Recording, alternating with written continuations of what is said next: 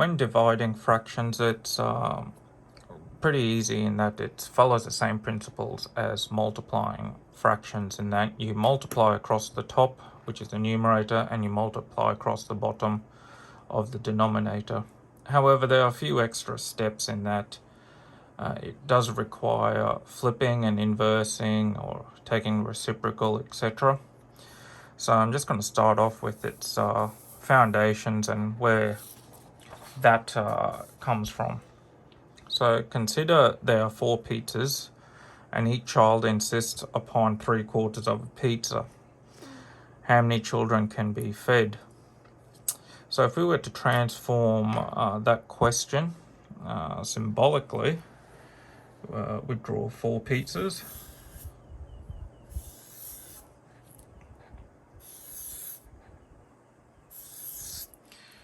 And it being a proper fraction, it can be equally divided into 4 parts.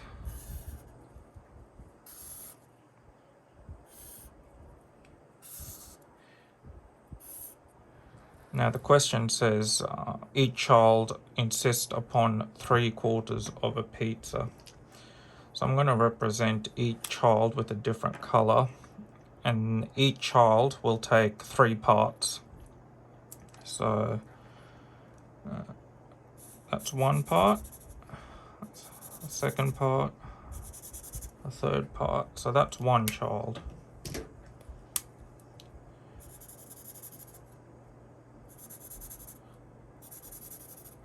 That's the second child. Hopefully you can see yellow.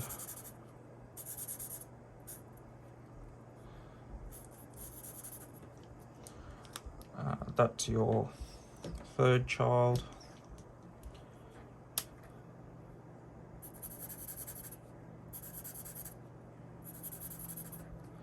That's your fourth child.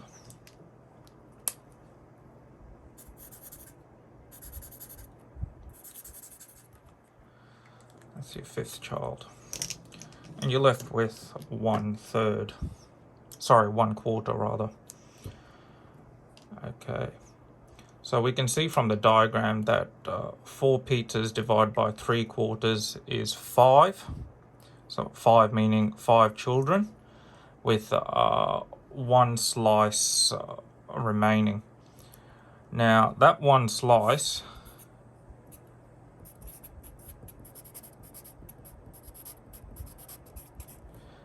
is actually 1/3 of a share.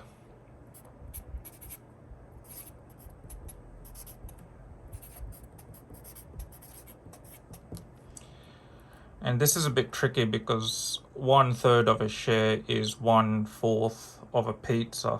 So it's a bit hard to grapple upon in mathematically, but what's happening is you got 4 divided by 3/4, and you're left with 5 and 1/3. So 5 children will get 3/4 of pizza, and then you got 1/3 left. Just remember that whole number of 4 can be converted into an improper fraction of 4/1. And we'll work on that a little bit later to see why this happens. Okay, so just another example to go with it. Okay, say we've got, say we have 2.5 bars of chocolate, and each child insists that a share is 3/4 of a bar. How many shares are there, and how much of a share might remain? Okay, so I'll draw out 2.5 bars of chocolate.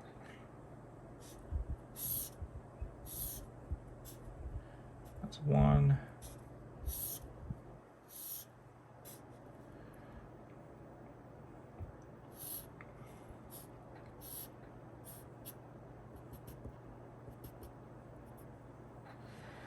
Okay, so that's your bar number 1.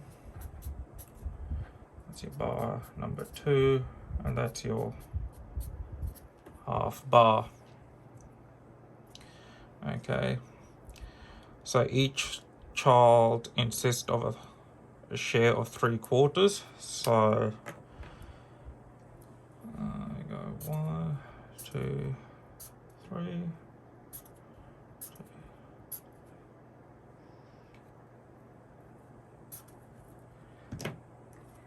Okay. So the first child will take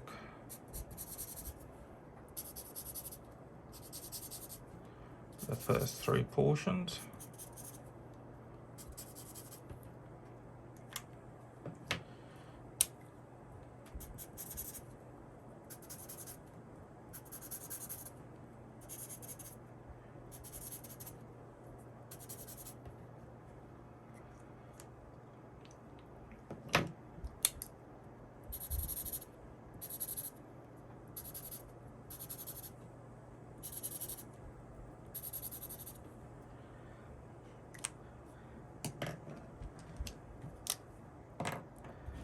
And this block is remaining.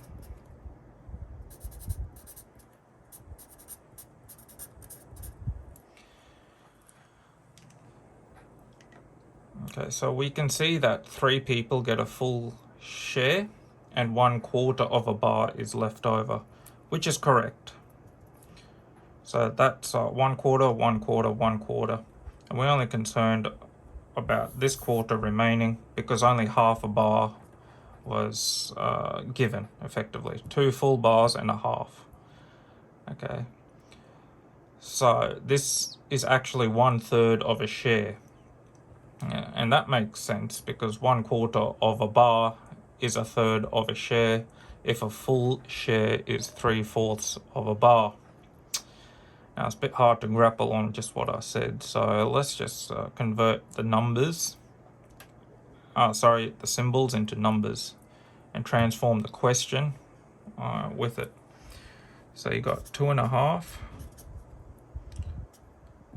divided by 3/4, and we can see from the symbols that 3 children will get their share with 1/3 remaining. Now at this point you would have picked up a pattern in that when you change the operation, you need to multiply it and multiply the inverse of the divisor. And what I mean by that is, in generic terms, if you've got a fraction where it's a over b divided by c over d, what I mean by that is you change this operation from division into a multiplication and you flip the c and d around. Okay, and that transforms to a over b being divided by c over d is the same as a over b multiplied by d over c. Okay, so going back to our chocolate bar example, we had 2.5 being divided by 3/4. Now it's best to convert the mixed fraction into an improper fraction. So you'll have 5 over 2 being divided by 3/4. And following the principles I just mentioned here, 5 over 2 multiplied by 4 over 3, you will be left with 20 over 6, which can be broken down again into 10 over 3. And converting the improper fraction back into a mixed number, we'll see 3 being multiplied 3 times, leaving 1/3 remaining. And that's the answer we got with the chocolate bar example over here. So it's a bit of a pattern developing here. So anytime you see a fraction, you change the division into a multiplication and you flip the fraction that is dividing and take the inverse of it. So I'll do a couple of examples. Okay, so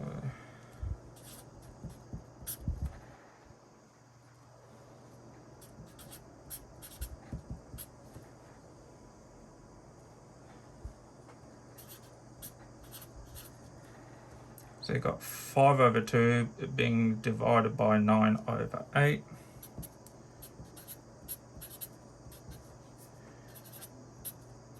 You change the sign into multiplication, and the 9 and 8 swap places. So that's left with 40 over 18, which can be broken down into 20 over 9. I think that's as low as it can go. The second question,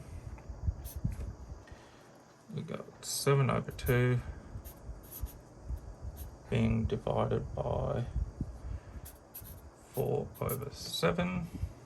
That's a 7.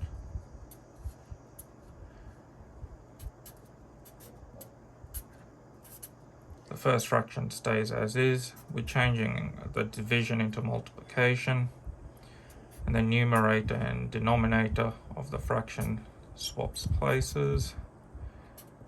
And you're left with 49 over 8. I think that's as far as the answers can be broken down into. Thank you very much, and I hope this video was helpful.